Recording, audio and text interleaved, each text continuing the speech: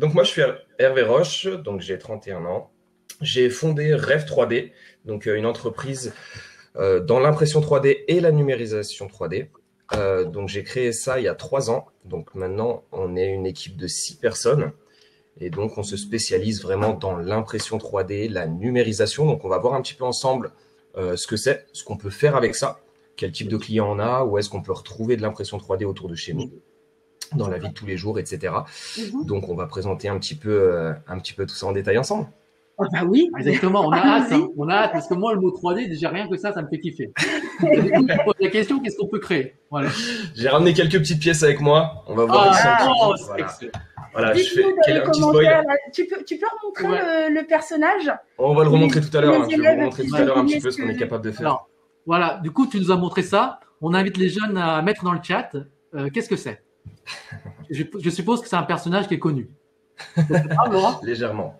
Et il a une particularité en fait, même, c'est qu'il a imprimé avec un filament très spécial, avec une matière très spéciale en fait. Et on reviendra dessus tout à l'heure, mais je vous laisse essayer de trouver ce qu'il y a de spécial dans cet objet. Il est là. Là, je pense que tout le monde a vu. On va laisser effectivement les élèves répondre et puis on reviendra au fur et à mesure sur les réponses qui nous sont données. Pas de souci. Alors, Rêve 3D, ça a été fondé quand? En 2017. En 2017. En 2017, ouais. Cette entreprise se situe à Lyon, c'est bien ça? Exactement à Lyon. Et donc moi j'ai commencé l'aventure tout seul il y a 3 ans, donc j'ai monté la société tout seul. Ensuite en 2019 je me suis associé avec mon frère en fait tout simplement. D'accord. Et courant 2020 on a embauché 2 personnes et là on a encore 2 personnes en CDD en plus depuis janvier 2021. Donc on est 6 aujourd'hui. Donc, Et voilà. Rêve 3D, est-ce que tu peux nous décrire ton métier comme si tu t'adressais à ton neveu? Donc en effet, Ta alors grand-mère. tout simplement en fait, voilà. L'impression 3D, pour commencer, on va parler un petit peu de l'impression 3D et de la numérisation 3D, qui sont parfois liés, mais pas tout le temps. Oui. Et on va expliquer un petit peu ce que c'est. L'impression 3D, vraiment, ça permet aujourd'hui de fabriquer des pièces très complexes, très facilement. En fait, on va pas avoir, on va pas avoir d'industrialisation, c'est-à-dire qu'on va pas avoir à créer d'outils pour pouvoir créer notre pièce par la suite. On va vraiment avoir un fichier 3D et l'imprimer tel quel. Donc on va avoir différents types de fichiers 3D, mais voilà. Alors par exemple, j'ai une petite pièce ici, alors qui est un dérailleur de vélo. Ok. Cette pièce-là a été imprimée en une seule fois, tout D'accord. simplement. Donc on a réussi à faire des pièces très complexes, sans aucun assemblage. Alors ça, c'est infaisable autrement qu'en impression 3D, par exemple. Donc voilà, on va travailler un petit peu avec la flexibilité. Tout va pouvoir tourner, etc. Tout ça, c'est réalisable tout simplement parce que l'impression 3D, ça va être de la fabrication additive. On va ajouter de la matière, c'est-à-dire qu'on va partir d'une première couche, rajouter une deuxième couche, une troisième couche, une quatrième couche, une cinquième couche, etc., etc. Et on va en fait fabriquer notre pièce en ajoutant de la matière. Contrairement à tout ce qu'on a l'habitude de voir, de la sculpture, de l'usinage, peut-être pour ceux qui connaissent, où on part d'un bloc et on vient creuser dedans. Ok. Donc, c'est la grosse différence, c'est qu'on va ajouter de la matière. Donc, c'est-à-dire que moins il y a de matière, moins ça va coûter cher, moins ça va être long à imprimer. Et donc ça, c'est assez intéressant parce que du coup, ça va nous permettre de créer des pièces très complexes, parce qu'on n'a pas parlé de complexité, c'est-à-dire qu'on peut imprimer quasiment tout et n'importe quoi. Peu importe la complexité de la pièce, l'exemple avec ce petit dérailleur. Hein. Et là, en fait, tout simplement, on a fabriqué couche par couche, on a laissé des espaces entre les couches pour que les pièces puissent tourner, et ensuite, on a refermé par-dessus avec la couche d'après. Et ça nous permet donc de faire des pièces sans assemblage assez complexes. Et pour fabriquer ça, c'était un ensemble de pièces différentes que tu as imprimées en 3D et que tu as ensuite associées, c'est ça? Pas du tout, ça c'est une seule pièce. Une seule pièce, ah ok, d'accord. Il n'y a pas d'assemblage. Hein. Là, clairement, si je veux le désassembler, je le casse. Il n'y a pas d'autre solution. Tout a été imprimé en une seule fois, en une seule pièce, entre guillemets, et donc sans assemblage. Donc là, vraiment, on arrive à avoir des choses tout simplement. Hein. Les couches vont se fabriquer les unes par-dessus les autres, et en fait, on va tout simplement mettre notre première pièce, un petit espace, notre deuxième pièce, notre troisième pièce, et l'enfermer au milieu, et on va être capable de réaliser des choses. Alors, je ne sais pas si ça se voit très bien à l'écran, ça. Oui. Alors, pas très bien. Oui. Il y a 3 boules à l'intérieur les unes des autres. Oui. Alors, je pas comment les mettre pour bien le voir. Mais voilà, il y a 3 boules les unes à l'intérieur des autres. Ça, c'est impossible à fabriquer autrement qu'en impression 3D. On est capable de pouvoir réaliser des choses qui ne se font qu'en impression 3D, en fait. Alors, avant de continuer effectivement sur tes missions au sein de Rêve 3D, hein, qui est d'ailleurs ton entreprise, on reviendra sur l'aspect entrepreneuriat juste après. Avec plaisir. Le type de produit du coup qui se crée en 3D, ça prend combien de temps en fait à être réalisé? Alors là, ça va vraiment dépendre. Il y a différentes technologies. La fabrication additive et l'impression 3D, c'est de la fabrication donc par ajout de couches. Maintenant, pour ajouter ces couches, il y a différentes technologies. Il y en a une que certains peut-être connaissent parce qu'ils en ont à leur école, par exemple. C'est le dépôt de filament. On vient faire fondre un filament plastique et on vient dessiner une couche, etc. On vient monter. C'est la technologie la plus connue, c'est celle qu'on voit le plus souvent à la télé, etc. Puisque c'est la plus accessible. Aujourd'hui, on est capable d'acheter des petites imprimantes comme ça à 150-200 € pour les avoir chez soi si on veut. D'accord. Donc, cette technologie, elle a l'inconvénient d'être assez lente. C'est-à-dire qu'on va fabriquer... alors, qu'est-ce que j'ai comme exemple ici? Bah voilà. J'ai par exemple votre petit logo qu'on a pu imprimer. C'est magnifique. C'est notre logo des futurs. Voilà. Alors malheureusement, j'avais pas le vert pastel. J'en avais plus. Il était en commande, il allait arriver, donc j'ai utilisé le jaune. J'ai vu que vous l'utilisez aussi. Excellent. Merci beaucoup. Donc voilà, pour réaliser ça, j'en ai eu pour une petite heure d'impression. D'accord. Une petite heure d'impression. Et est-ce que je pourrais te redemander la matière du coup qui a été utilisée? Alors justement. Au niveau des matières, on va y arriver, mais on a une multitude de matières. Je vais montrer, j'ai plusieurs exemples autour de moi. Ici, on est sur un plastique PLA qu'on appelle. Donc, c'est du polyamide à base d'amidon de maïs. Donc là, on est sur des plastiques qui sont écologiques. On n'est pas sur des bases de pétrole, par exemple. Donc, on arrive à avoir des plastiques assez accessibles, donc peu chers, et à base d'amidon de maïs. Donc, ça, c'est une première matière qu'on peut avoir. On peut avoir d'autres matières qui seront cette fois-ci plus flexibles, puisqu'on va arriver à avoir des pièces qui sont... du caoutchouc. Voilà, exactement. Comme du type caoutchouc. Donc voilà, on va avoir des pièces un petit peu flexibles. On va avoir des matériaux qu'on va pouvoir imprimer en couleur. Là, typiquement, c'est un vase qu'on a numérisé en 3D. D'accord. On y arrivera juste après. Et ensuite, qu'on a pu réimprimer avec les couleurs telles quelles. D'accord, ok. Donc ça, c'est assez intéressant. C'est de la poudre ici. Donc, c'est une autre technologie encore. Donc, c'est plus du filament qui vient se déposer. C'est une poudre blanche, tout simplement, qu'on va venir solidifier couche par couche. Et donc, la solidifier avec, comme une imprimante classique, en fait, finalement, de l'encre, on va dire. Et cette encre, elle va pouvoir colorer nos objets. Donc, ça marche très, très bien en architecture. Puisque voilà, on a imprimé quelque chose comme ça.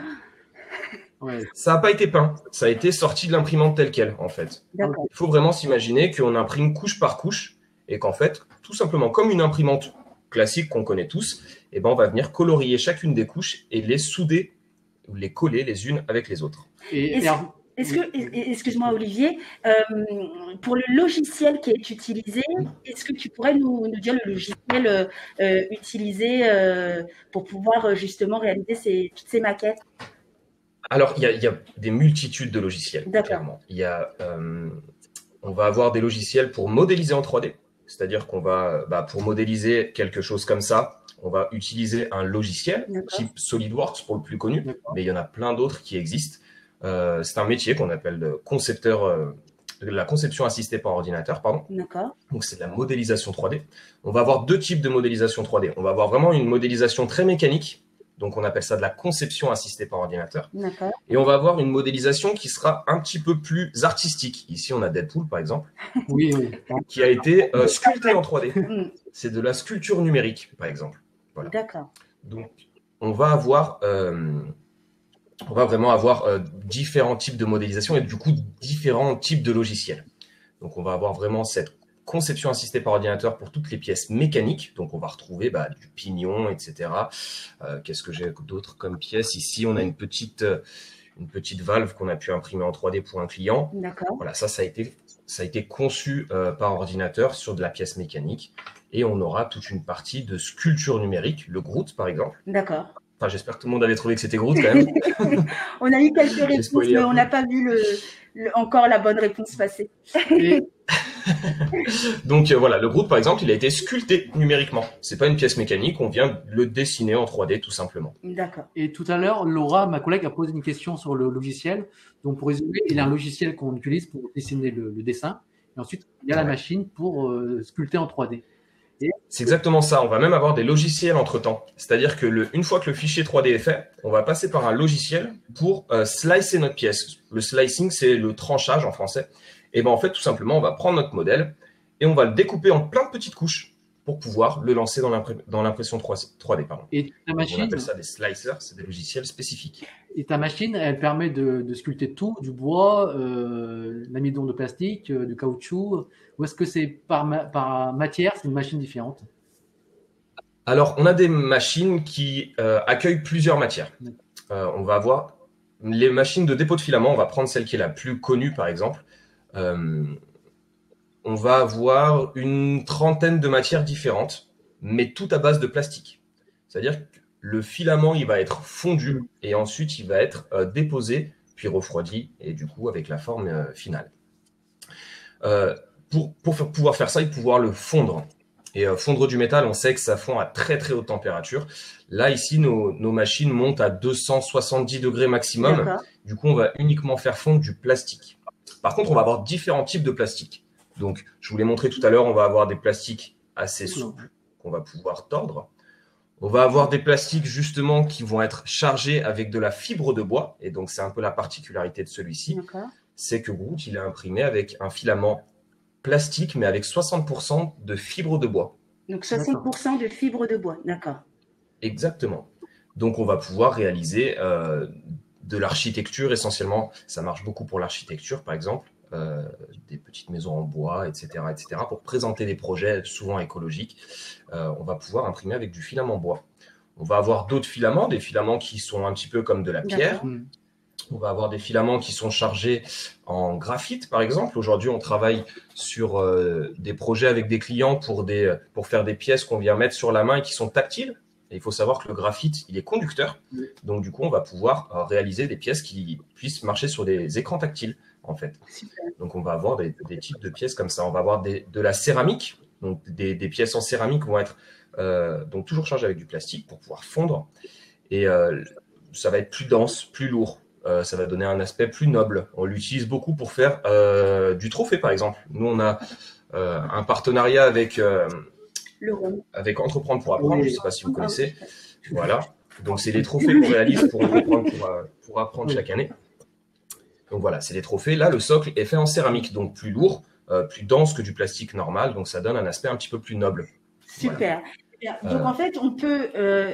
énormément de matière, énormément de possibilités que nous pouvons faire en tout cas en modélisation 3D. Je tiens à préciser qu'il y a l'élève Blash qui avait trouvé la matière PLA tout à l'heure, donc bravo à toi. Et on a aussi l'école Notre-Dame de Lourdes, d'ailleurs, bonjour à vous, qui nous demande, mais Rêve 3D, ça vient pas de Hervé à tout hasard? Bien joué. Il y en a qui ont mis beaucoup plus de temps que ça à comprendre, mais en effet, Rêve, c'est un anagramme d'Hervé. Super. Donc, pour revenir un petit peu sur ton quotidien, donc toi, en fait, tu es à la gestion justement de toutes ces modélisations. Tu gères une équipe également? Oui, donc on a une équipe de 6 personnes actuellement. Donc, moi, mon rôle maintenant, c'est plus vraiment d'imprimer, on va dire, mais plutôt de gérer l'entreprise pour que la production, donc tout ce qui est impression 3D se fasse bien, toute la modélisation, la préparation du fichier se fasse bien, la gestion avec les clients, puisqu'en fait, on se rend compte que quand on gère une entreprise, on passe essentiellement son temps avec des clients. Donc au téléphone, par visio ou en direct, mais on va essayer de comprendre le besoin du client, comment on peut y répondre au mieux.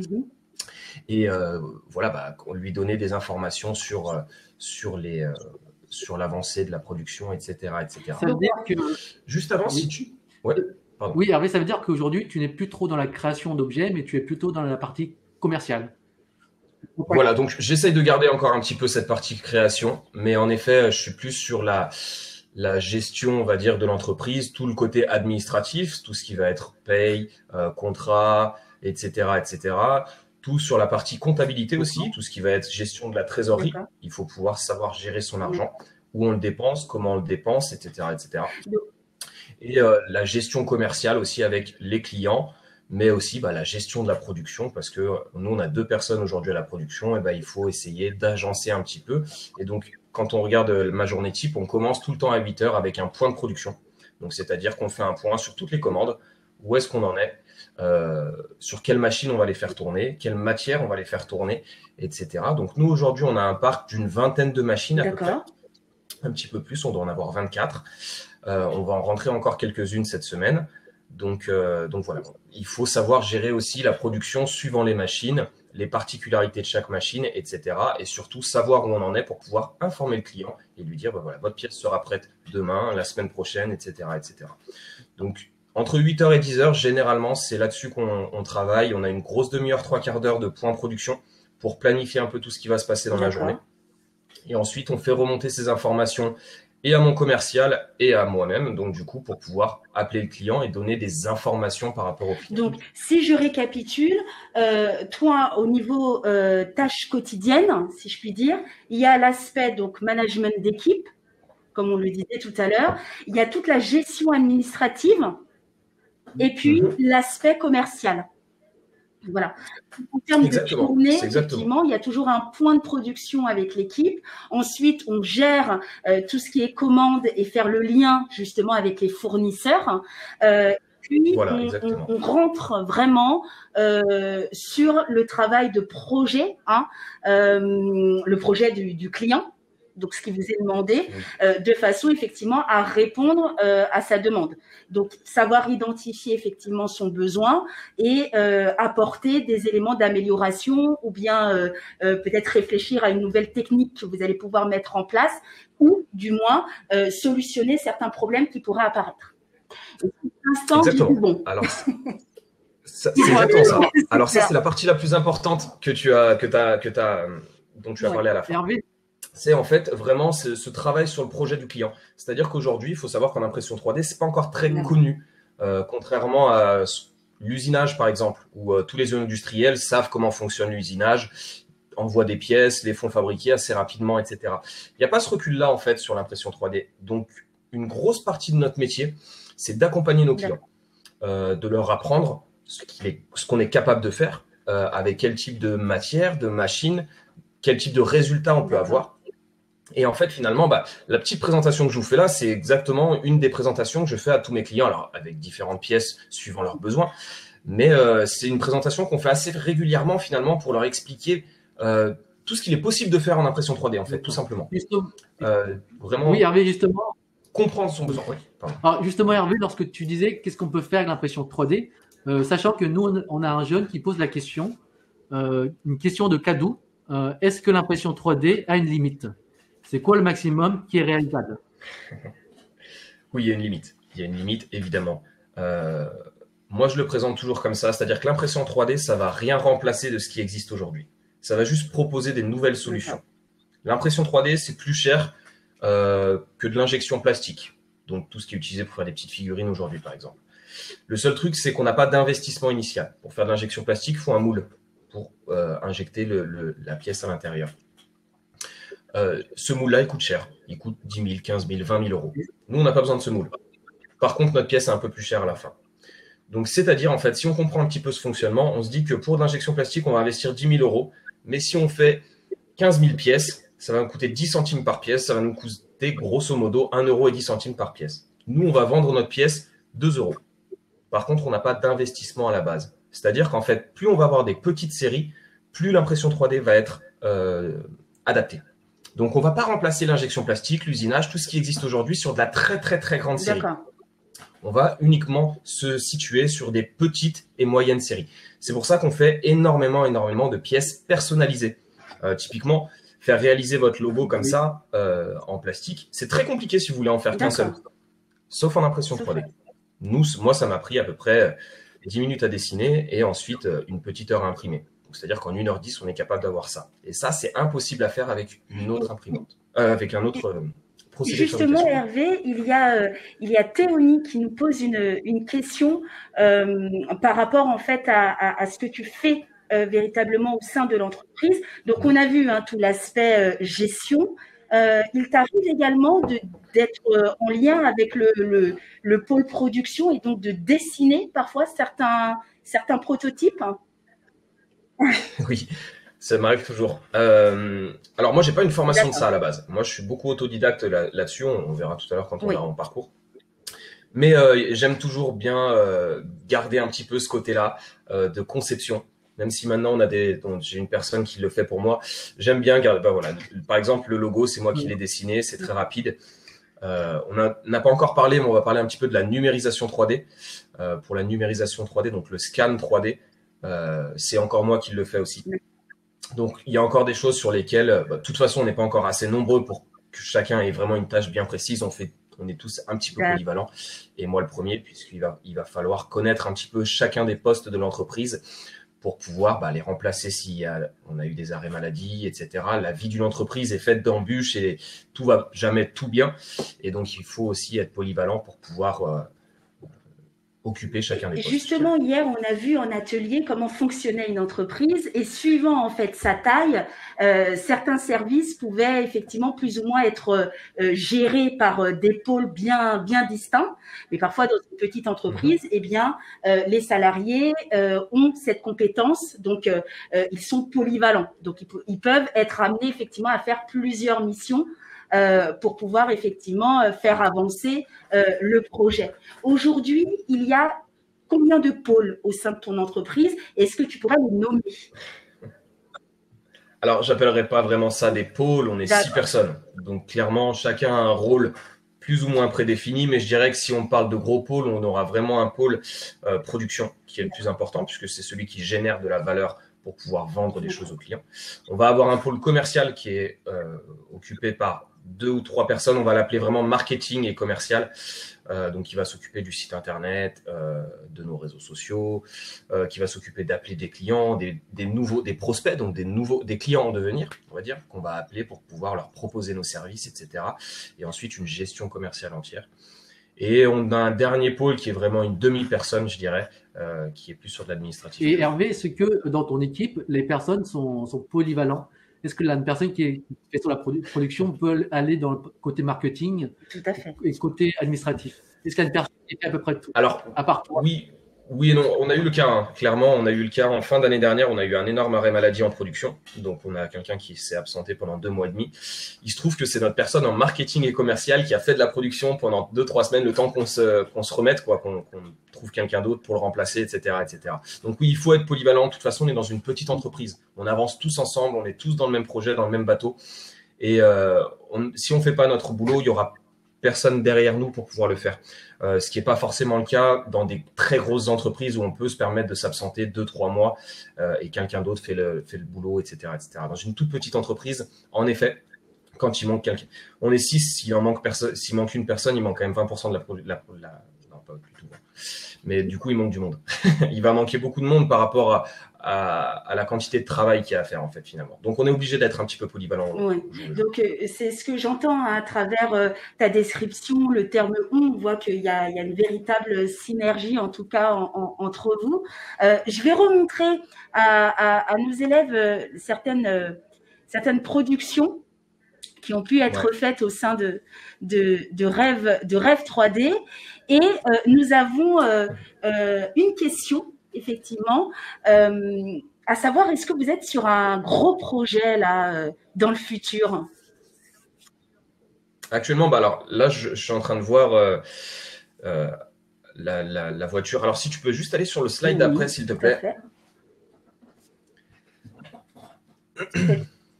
Donc, sur le slide d'après, je viens de voir la voiture. Donc, c'est un projet sur lequel c'est de numériser une voiture entière. Donc, ça va me permettre aussi d'expliquer un petit peu la numérisation 3D. Qu'est-ce que c'est? On est sur un gros projet. Voilà. Actuellement, on est sur un projet de numériser une voiture complète pour pouvoir la reproduire derrière. Donc, ce qui se passe, c'est que juste le slide d'avant, il y avait la voiture. Voilà, c'est le bon exemple, je pense. Aujourd'hui, c'est un gros projet sur lequel on est. La numérisation 3D, ça nous permet d'acquérir des données sur un objet existant. C'est-à-dire que ce vase-là, avant, il fait toujours, d'ailleurs, il existe toujours. C'était pour un musée. Ce vase-là, il faisait 1 mètre de haut, je crois, quelque chose comme ça, 90 cm. On a pu le scanner. Donc, pour le scanner, faut voir l'image du bas, la dame avec l'espèce de gros fer à repasser. Finalement, ça va être un scanner 3D. On va le passer tout autour de notre objet. Et en fait, ça va nous sortir un fichier 3D. Ce fichier 3D, on va soit pouvoir l'utiliser pour pouvoir fabriquer avec d'autres procédés de fabrication, soit on va pouvoir l'imprimer directement. Et c'est là où on a un gros avantage. Et en numérisation 3D / impression 3D, ce qui va très bien marcher, ça va être le scan de personnes, par exemple. Voilà, ça c'est quelque chose qu'on a pu réaliser pour un événement en particulier. Ça marche très très bien pour les mariages, par exemple. On voit des exemples en haut à droite de l'écran. Ce sont des personnes qui ont été scannées puis réimprimées. Donc la numérisation 3D, ça nous permet vraiment, au-delà de la modélisation. Alors, on a un exemple en haut à gauche de modélisation. Ça, c'est quelque chose qui a été modélisé, conçu à partir de rien. La voiture au milieu, c'est une voiture qui a été scannée, puis on va avoir ce fichier 3D pour pouvoir travailler derrière. Et donc, nous, actuellement, on a un projet pour scanner une 275 GTB. Donc, c'est une Ferrari très, très ancienne. Là, c'est une Ferrari qu'on voit donc, au milieu. Non, là, c'était un autre exemple. Je pense que c'est une Ferrari, mais c'est pas celle-là en tout cas. Je n'y connais rien, moi, en voiture. Mais c'est probablement une Ferrari. C'est plus une image qu'on utilise. Parce qu'en fait, c'est pas si graphique que ça pendant le projet. Je reviens du scan, j'y étais avant-hier, donc on n'a pas encore tout fini. Mais voilà, on va scanner toute la voiture pour pouvoir en ressortir des plans. Et c'est des voitures qui coûtent assez cher, entre 2,5 et 3 millions d'euros. Donc du coup, ce qu'ils vont faire en fait, c'est qu'ils veulent sortir des plans pour pouvoir reconstruire une voiture et potentiellement trouver une carte grise d'une voiture complètement abîmée et la reproduire à partir de rien. Donc là, on vient scanner toute la carrosserie, tous les éléments de châssis, alors pas de moteur parce que les moteurs viennent tels quels, mais les points d'accroche du moteur sur le châssis, les points d'accroche des essieux, etc., etc. C'est un petit peu technique, mais on va venir prendre toutes les informations, prendre toutes les mesures sur le modèle 3D et après derrière pour pouvoir refaire faire à des carrossiers, des soudeurs, etc., etc. Ça, c'est un des projets sur lequel on a travaillé cette semaine, par exemple. Là, tu parles de la voiture. Là, je vois que l'arrière-porte de la voiture est assez énorme. Du coup, on a une question de Mathéo qui est: peut-on créer un objet géant avec une imprimante 3D? Est-ce qu'il y a un maximum de taille? Tout à l'heure, on a parlé un petit peu des limites de l'impression 3D. J'ai parlé du volume de pièces, mais il y a une deuxième limite qui va être la taille. Aujourd'hui, pour imprimer en 3D, il faut une machine qui est plus grande que l'objet qu'on imprime. Typiquement, il va falloir que la buse elle puisse se déplacer à l'intérieur d'une enceinte. Donc, il va falloir, plus on va faire des imprimantes de grande taille, plus on va pouvoir imprimer des choses grandes à l'intérieur. Par contre, c'est vite limité. Donc, aujourd'hui, il y a des solutions pour imprimer des maisons, par exemple. Alors là, du coup, on passe sur ce qu'on appelle une imprimante 3D, mais ça ressemble beaucoup plus à une grue, en fait. Et au lieu de la buse, tout simplement, c'est le bout de la grue qui va déposer un mix de chaux et de ciment, je crois. Je me demande si d'ailleurs, si on vient sur le slide avant, j'ai pas une photo d'une maison imprimée 3D. Normalement, si. Oui, en haut à droite. On a celle en haut à droite, effectivement. Voilà. Donc là, ça, c'est une maison qui a été imprimée en 3D. Donc, on a une limite. Ce sera la taille de l'imprimante qu'on va pouvoir fabriquer. C'est-à-dire que plus grand qu'une grue, ce sera très compliqué. Voilà, donc vraiment la taille, ça reste quand même quelque chose d'assez limitant, je dirais, en impression 3D, parce que entre la maison et le petit Groot, il y a beaucoup de pièces qui vont être difficiles à faire parce qu'on n'a pas des imprimantes assez grandes. Une voiture, par exemple, en une seule pièce, ce serait très difficile. Alors, avant de passer sur ton parcours d'études, est-ce qu'il y a une différence de taille? Enfin, à quoi ressemblent globalement en termes de taille les imprimantes? C'est la question que je me pose. Je me dis, mais est-ce que c'est un petit modèle? Est-ce que c'est beaucoup plus grand? À quoi ça ressemble globalement? Alors, les plus connus en dépôt de filaments, ce sont souvent des cubes, soit ouverts, soit fermés, généralement avec soit des portes sur les côtés et un capot sur le dessus, donc vraiment fermé. C'est ce qu'on verra tout à l'heure sur les photos qu'on a de l'entreprise, soit des machines ouvertes. Pour imprimer du 30 cm par 30 cm par 30 cm, on arrive à peu près à visualiser la chose. Il nous faut une machine qui fait 55 cm par 60 cm par 55 cm, par exemple. Donc vraiment, on a une machine qui est quasiment 2 fois plus grande que ce qu'on est capable de pouvoir imprimer. On a d'autres machines plus industrielles qui nécessitent plus de fabrication. On voit sur sur le slide, on a une pièce en métal imprimée en 3D. Les imprimantes 3D en métal sont très très grosses. Ce sont des investissements à plusieurs millions d'euros. Donc c'est des très grosses machines qui vont représenter vraiment. Moi, je suis dans une chambre de 12 mètres carrés. Elles vont être aussi grosses que cette chambre. Parce qu'on a une gestion de gaz, une gestion de poudre, etc., de laser. Donc, enfin, il y a énormément de choses à mettre dans la machine. Et donc, ce sont des très, très grosses machines. Donc, on va vraiment aller de la toute petite machine qu'on peut acheter pour 200 € jusqu'à la machine à plusieurs millions qui va faire quasiment 10 Hervé, je vois une dernière question. Étant donné qu'on est sur cette diapositive, moi, je vois une maison. Ouais. Du coup, je me pose la question, est-ce que imprimer une maison comme ça prend plus de temps que construire une maison? Est-ce que c'est plus cher d'imprimer une maison en 3D comme ça ou de construire une maison normale en béton avec des briques? Alors, les premiers à avoir fabriqué une maison, c'était les Russes. Ils ont réussi à faire une maison en 24 heures. Donc, il y avait, je crois, 18 heures d'impression et ensuite, il y avait toute la finition. Alors, il n'y avait pas de toit, c'était une grosse bâche qu'ils avaient tendue et ils l'avaient fait plus pour le record. Mais voilà, c'est pas forcément bien plus long. Comme je l'ai dit, on le faisait couche par couche. On ajoute les couches les unes par-dessus les autres. Alors, pour fabriquer le Groot, par exemple, on a des couches qui font 1/10 de millimètre à chaque fois. Donc là, on doit avoir à peu près 800-900 couches. Pour faire une maison, ce sont des couches qui font 10 cm, tout simplement. Donc, du coup, on va avoir des couches beaucoup plus grosses. On les voit un petit peu plus sur la maison.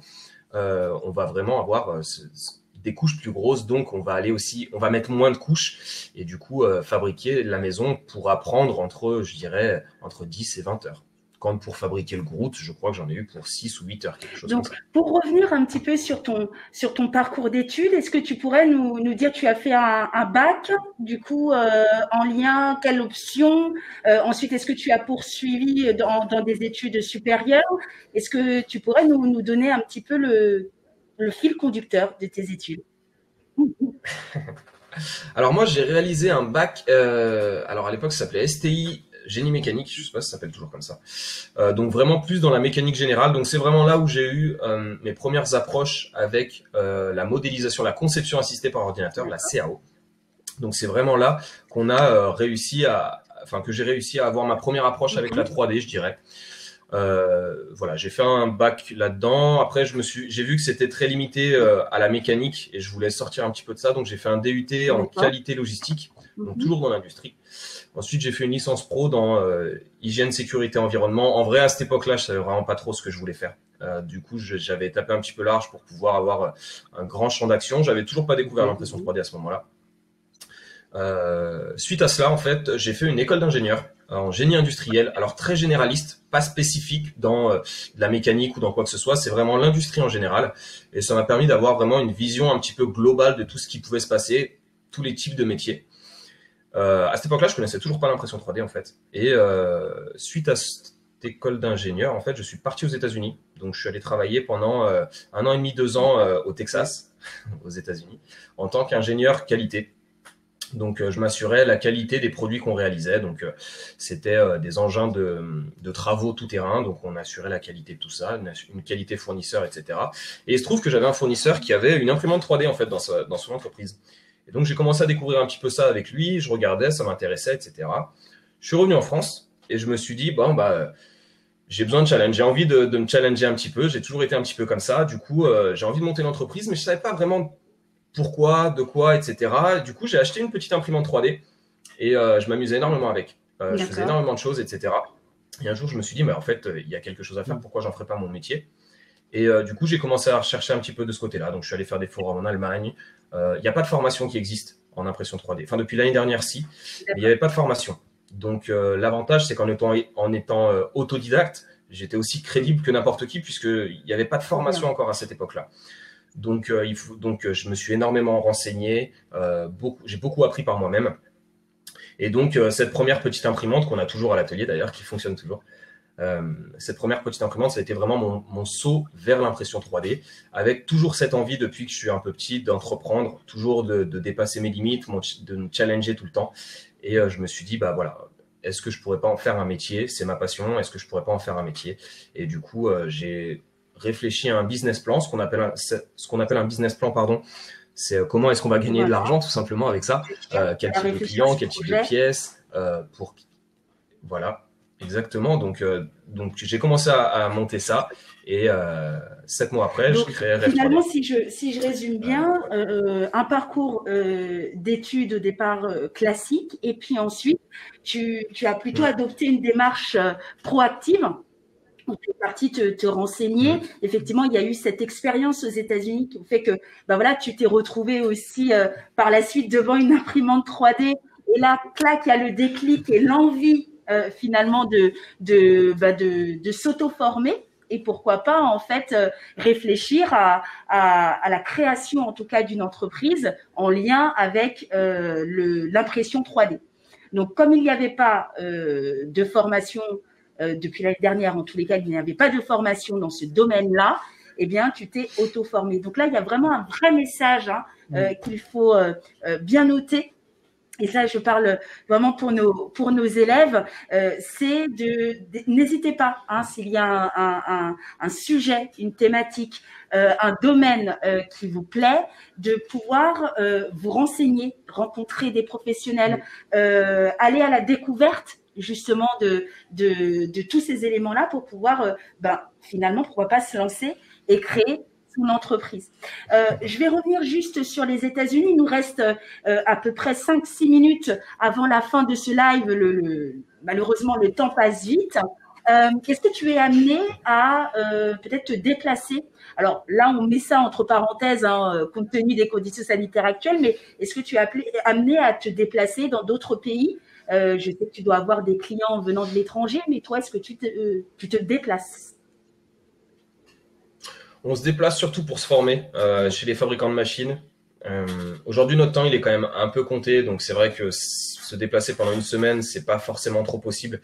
Mais on reste quand même alerte sur tout ce qui se passe. Donc, l'Allemagne est un gros pôle en impression 3D. Donc, du coup, on va souvent en Allemagne. On a des clients en Italie, on a des clients en Suisse. Donc, on se déplace un petit peu, mais pas énormément. Vraiment, les États-Unis, ça m'a donné vraiment l'ouverture d'esprit, voir ce qui se passe ailleurs. Et là-bas, il y a une culture qui est un petit peu différente et ils n'hésitent pas à tester, à essayer. Et je pense que ça m'a été très bénéfique. Moi, j'ai jamais trop su ce que je voulais faire pendant mes études, etc. J'ai toujours fait des études assez larges pour pouvoir couvrir différents domaines et décider plus tard. Et vraiment, après, voilà, j'avais plein d'outils dans les poches et je me suis dit, voilà, je vais essayer de faire quelque chose et je vais tester, je vais essayer. Et tant pis si ça rate ou si ça réussit, mais en tout cas, je regretterai pas de pas avoir essayé. Justement, on va lancer une question aux jeunes. L'idée, c'est savoir un peu ce qu'ils en pensent, réfléchir un peu à leur projet professionnel. Donc, la question est toute simple. Comme Hervé, souhaiteriez-vous créer votre entreprise plus tard? A, non. B, oui. Donc, n'hésitez pas, les jeunes, à répondre dans le chat, dans le cas où vous souhaitez ou pas créer votre entreprise. Si ce n'est pas le cas, vous mettez non. Si c'est le cas, vous mettez oui. Voilà. Du coup, on va laisser un peu les jeunes réfléchir, ensuite noter dans le chat. D'ailleurs, là, on voit déjà les réponses qui s'affichent. Et le temps que les réponses affluent dans le chat, ce que je propose, c'est qu'on puisse un petit peu déconstruire ces idées reçues. Il pourrait y avoir, en tout cas, sur le métier que tu exerces. Donc, la première idée reçue, ce serait que l'impression 3D, c'est gadget. Ouais, c'est une idée reçue qu'on a beaucoup de la part de nos clients, mais aussi de tous ceux qu'on rencontre. C'est comme on est capable d'acheter une imprimante pour 200 €. On pense très souvent que c'est limité à faire de la petite figurine, etc. Alors que pas du tout, en fait. On l'utilise pour faire de la dentisterie, par exemple. On fait beaucoup de modèles dentaires. On l'utilise pour faire de la pièce mécanique. On a utilisé nos voitures pour mettre dans des voitures, nos pièces, pour mettre dans des voitures électriques. Vraiment, on fait de l'impression 3D en métal. On fait énormément de choses en impression 3D. Sauf que l'iceberg de tout ça, c'est ce que voit tout le monde, c'est une petite imprimante 3D qui rate toujours. Ceux qui ont une petite imprimante 3D chez soi savent de quoi je parle. Qui rate toujours. On peut toujours faire des petites pièces en plastique, pas forcément très solides, etc. Malgré tout, aujourd'hui, on est capable de faire énormément plus de choses en impression 3D. Et ça, du coup, c'est ce qu'on essaye de faire aujourd'hui. Moi, je suis formateur pour donc les seules formations d'impression 3D qui existent en France. Et c'est un petit peu ce qu'on essaye de faire passer comme message. C'est qu'aujourd'hui, l'impression 3D, c'est un procédé de fabrication, tout comme l'usinage, etc. Et c'est plus forcément un petit gadget qu'on peut avoir dans son garage. Alors, bien sûr, ça reste ça. Mais derrière, un côté industriel. Alors, il y a aussi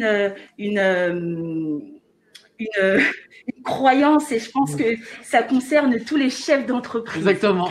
On pense que dès qu'on est chef d'entreprise, eh bien, on gagne beaucoup d'argent. Oui.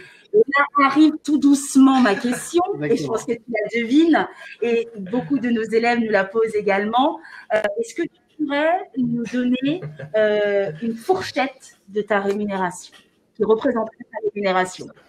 Alors, c'est un petit peu compliqué de parler de rémunération quand on parle de chef d'entreprise, mais en tout cas, je peux vous dire par quoi je suis passé, puisque les 2 premières années, j'ai eu le droit au chômage en fait. Donc, on a la chance d'être dans un pays qui continue de nous financer quand on crée des projets. Et ça, c'est hyper intéressant parce que ça offre des opportunités assez intéressantes. Donc, pendant 2 ans, moi, j'ai été au chômage. Donc, j'ai pas eu à me sortir de salaire. Ensuite, j'ai passé, parce que j'étais tout seul encore à l'époque, j'ai passé une période un petit peu compliquée où j'ai eu des gros soucis de trésorerie, etc. Donc, je me suis pas payé pendant en fait 6 mois. Donc, c'était un petit peu compliqué à ce moment-là. Ensuite, je me suis associé. On a réussi à sortir des salaires assez corrects. Maintenant, au niveau rémunération, ça se saurait. Mais voilà, aujourd'hui, on arrive à se payer à peu près correctement. Et en fait, en tant que chef d'entreprise, on a aussi d'autres avantages. C'est l'entreprise qui paye la voiture, c'est l'entreprise qui paye les repas, c'est l'entreprise qui paye des petites choses en fait qu'on arrive à faire passer. Alors, c'est difficile de dire, voilà, je gagne 2000 €, mais du coup, j'ai d'autres avantages, ou je gagne 1500 € et j'ai pas d'avantages. Clairement, nous, aujourd'hui, on se situe entre 1500 et 2000 €, mais derrière, voilà, la voiture est payée, on a d'autres avantages qui nous empêchent de dépenser de l'argent, je dirais, mais qui nous en font pas gagner plus. Je sais pas si c'est très compréhensible, mais voilà, on a des systèmes de rémunération. Et une dernière aussi croyance, je pense que c'est assez intéressant pour que les jeunes sachent qu'est-ce que c'est le métier d'entrepreneur, quelles sont les responsabilités en tant qu'entrepreneur. Il y a une croyance qui dit comme quoi les entrepreneurs, les patrons n'ont pas de vie en dehors du travail. Qu'est-ce que toi tu en penses? C'est une question très compliquée parce que moi, je suis passé par des périodes où je travaillais 93 heures par semaine parce que je devais faire tous les pôles de mon entreprise, c'est-à-dire le commercial, la production, l'administratif, etc., etc. J'ai commencé tout seul, donc c'est très compliqué. Je venais pas du métier de l'impression 3D, donc il fallait que je me fasse connaître. Je connaissais pas l'impression 3D vraiment plus que ça, donc il fallait que j'apprenne mon métier. Et donc, il y a eu beaucoup de temps d'apprentissage sur les premières années qui étaient très compliqués, surtout quand on est dans une période où on n'arrive pas forcément à se sortir des salaires. Il y a des moments qui sont plus durs que d'autres. Et ça, c'en a été un où je travaillais beaucoup, entre 90 et 95 heures par semaine, ce qui fait quand même beaucoup si vous faites le calcul. Je dormais peu. Et ça a duré, je dirais, un petit mois, 2 mois. Et ensuite, il y a la gratification de tout le reste. C'est-à-dire que ça a fonctionné. On a des clients, l'entreprise tourne, on est capable d'embaucher, on est capable de pouvoir faire vivre d'autres personnes avec notre projet. Et ça, c'était mon objectif. Et c'est incroyable, c'est cool. Et puis moi, en fait, j'adorais l'impression 3D, j'adore toujours l'impression 3D. Je me suis toujours refusé à avoir une imprimante 3D chez moi parce que c'est ma femme qui serait contente. Mais voilà, mais aujourd'hui, moi, je fais ce que j'aime et des fois, je travaille le week-end, mais c'est des choses que j'aurais pu faire dans mon temps libre. Modéliser scanner des voitures, modéliser des pièces, etc. C'est des choses que je faisais avant, mais j'étais pas forcément payé pour ça. Donc, il y a un côté où la limite entre le travail et le personnel, il faut la trouver. Elle a été compliquée pour moi à trouver au départ parce que j'avais commencé à travailler de chez moi. Ensuite, je travaillais à côté. J'avais plus forcément voilà, tout était un petit peu compliqué. Du coup, c'était un petit peu compliqué de faire la différence. Mais une fois qu'on trouve son équilibre, son rythme, on y arrive. Aujourd'hui, je fais des horaires à peu près normaux. Je travaille peut-être un peu plus que n'importe qui d'autre. Je compte pas forcément mes heures, mais voilà, je vais être papa d'un petit garçon et je passe du temps avec ma femme. Je passe du temps aussi à côté avec mes amis. Bon, avec le Covid, c'est un peu plus compliqué, mais voilà, je prends du temps pour moi. En tout cas, aujourd'hui, j'ai une grosse période un petit peu compliquée, mais parce que il faut établir tout ça. Et une fois que cette base est établie, on peut commencer à s'amuser. Et en tout cas, si vous essayez, pour ce que tu dis, c'est que au début de la création d'entreprise, tu prends plus de temps. Une fois que l'entreprise est créée, une fois qu'il y a du personnel, là, tu commences à avoir un rythme normal. On va dire ça comme ça. Un petit peu, ouais, c'est un petit peu ça. On se rend compte que essayer de tout faire, on le fait jamais à fond, on le fait jamais bien. Et si quelqu'un fait ça à 100%, il le fera toujours mieux que nous. Et faut pas hésiter à s'entourer, faut pas hésiter à prendre des risques financiers aussi. Et voilà, continuer d'essayer et d'être tenace. Donc, nous arrivons à la fin de ce live. Encore une petite minute. Hein. Je déborde un petit peu et ensuite, vous allez pouvoir partir en pause. Sincèrement, ce live a été extrêmement riche en informations. C'était vraiment génial. Vraiment, je te remercie beaucoup, Hervé, pour cet échange. Si on résume, effectivement, il faut être tenace, hein, croire en son projet, ne pas hésiter à faire preuve d'esprit, d'ouverture d'esprit, et puis de curiosité, hein, de tester, d'expérimenter, qu'effectivement, entreprendre, ça nécessite finalement de faire certains sacrifices au départ, et puis de voir que le projet prend de l'ampleur, voit le jour, que ça évolue, qu'on a de plus en plus de clients, qu'on peut embaucher, qu'on peut se dégager également un salaire, eh bien ici se trouve vraiment tout le plaisir. Et puis finalement, c'est de faire aussi ce qu'on aime. Donc ne pas hésiter et surtout d'oser. Voilà, ce serait le mot de la fin. Olivier, je pense qu'on est tous les deux d'accord. Je termine quand même parce que Kadou nous a posé la question. Le chiffre d'affaires de Rêve 3D, globalement, il est confidentiel malheureusement, mais en fait, en vrai, on commence à vraiment se faire connaître et ça fait que 3 ans, mais on commence à être vraiment connu et il y a beaucoup de monde qui essaye d'avoir cette information. Mais en tout cas, on est en pleine croissance. Clairement, on est en pleine croissance. Chaque année, on a tendance à. Et c'est le principal. Et c'est le principal. Alors, Hervé, je pense que nos élèves là sont extrêmement contents. Hein, sincèrement, je tenais à te le dire. Il y a des retours extrêmement positifs. Et pour répondre à la question, est-ce que vous souhaiteriez entreprendre comme Hervé? Eh ben, la majorité des réponses a été oui. Donc, je pense que ce live métier également a aidé certains jeunes à se dire, tiens, je vais oser, je vais faire comme Hervé et pourquoi pas me lancer. Donc, à nouveau, merci à toi, Hervé, et je te souhaite une très, très bonne journée. De rien. Merci beaucoup, Hervé. Merci. Et juste un petit mot pour la fin, j'ai un petit peu de temps ou...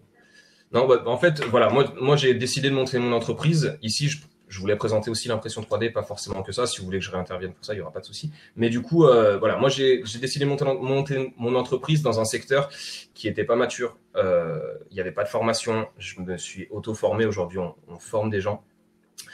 C'est pour ça aussi que ça m'a pris du temps. C'est-à-dire qu'on peut se mettre à son compte ou monter une entreprise dans des domaines de compétences que l'on a déjà et on peut aussi accélérer ce processus. Et dans tous les cas, n'hésitez pas à tester, n'hésitez pas à y aller. C'est parfois un petit peu dur, mais finalement, c'est ça aussi le challenge, c'est se dépasser. Et quand ça réussit, c'est d'autant plus bénéfique. Et peu importe le domaine de compétences, peu importe tout ce qu'on vous dira, essayez. Et basez-vous sur vos compétences à vous, ce que vous savez faire, et essayez, tentez. Et puis, moi, je suis persuadé. En tout cas, Hervé, merci beaucoup pour ce témoignage-là. Moi et Laurent, on est très, très ravis d'avoir passé ce live métier avec toi. Et merci beaucoup pour les illustrations parce que c'est assez bluffant, quoi. Donc... Pas de souci. Il y en avait plein d'autres. J'ai pas eu le temps de tout sortir non plus. 2020, génial. 2021. Génial. Okay. Voilà. Franchement, dans le chat, ça s'appelle de partout. Merci Hervé, et merci Hervé de partout. Merci à vous de m'avoir écouté. En tout cas, je parle beaucoup. Je prends encore une petite minute. Je devrais pas. Mais là, sincèrement, c'est un plaisir et ça me touche énormément de voir les réactions dans le chat. Je suis très émue personnellement. Et ça me touche aussi beaucoup. Je suis en train de les lire en même temps et c'est super gratifiant. Voilà. Eh bien, à très bientôt. Et quant à nous, voilà, on se retrouve dans quelques instants, juste après la pause, pour un atelier autour des bonnes attitudes à tenir en entreprise. À nouveau, merci. Merci beaucoup, Hervé. Bonne prochaine. Aucun souci, on reste en contact. Si jamais vous avez besoin d'autres interventions sur le sujet d'entrepreneur, parce que je vois que ça s'est pas mal agité par rapport à ça, n'hésitez pas. Et puis, en tout cas, je vous souhaite tous une bonne continuation. Bonne continuez vos études, continuez à essayer, continuez à tester. Merci beaucoup, Hervé. À bientôt. Bénéfique par la suite.